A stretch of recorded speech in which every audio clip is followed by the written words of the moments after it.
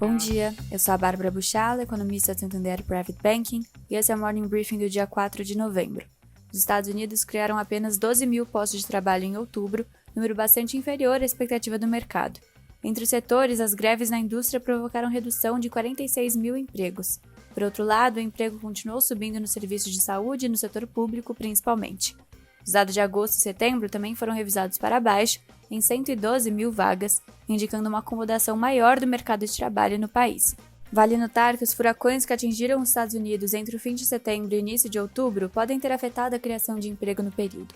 Apesar disso, a média dos salários recebidos por hora em outubro cresceu 4% nos últimos 12 meses, ante variação de 3,9% registrada em setembro e agosto.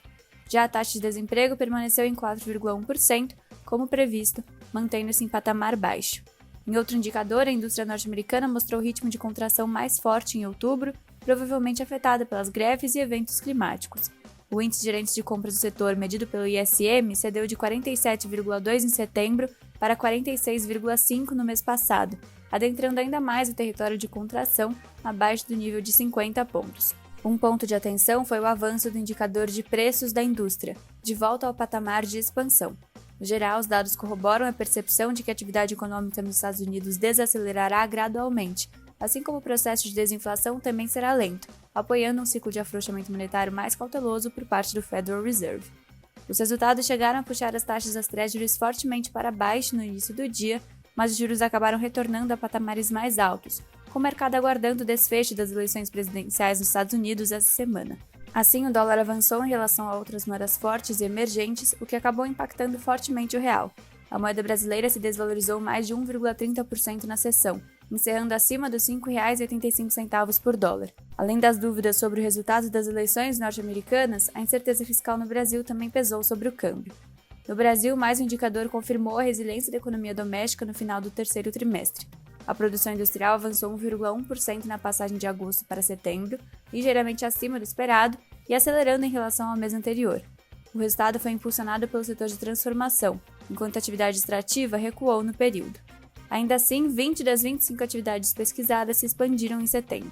Entre as categorias de uso, destaque para o crescimento dos bens de capital na margem, revertendo quase toda a queda de agosto, a despeito do patamar contracionista da taxa Selic.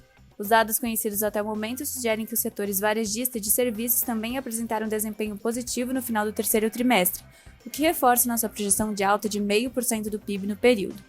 Com a depreciação do real e o resultado da indústria, os juros futuros apresentaram uma abertura relevante ao longo de toda a extensão da curva, enquanto o Ibovespa acumulou perdas, mesmo com o sinal positivo dos índices de Nova York.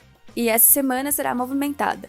Não só teremos as eleições nos Estados Unidos na terça-feira, mas haverá 3 reuniões de bancos centrais, no Brasil, nos Estados Unidos e na Inglaterra. Serão divulgados os índices gerentes de compras de outubro para os Estados Unidos também. Na China, acompanharemos a balança comercial, a inflação ao consumidor e o PMI de serviços de outubro. No Brasil, conheceremos o IPCA e a balança comercial de outubro, além do resultado primário do Tesouro Nacional de setembro.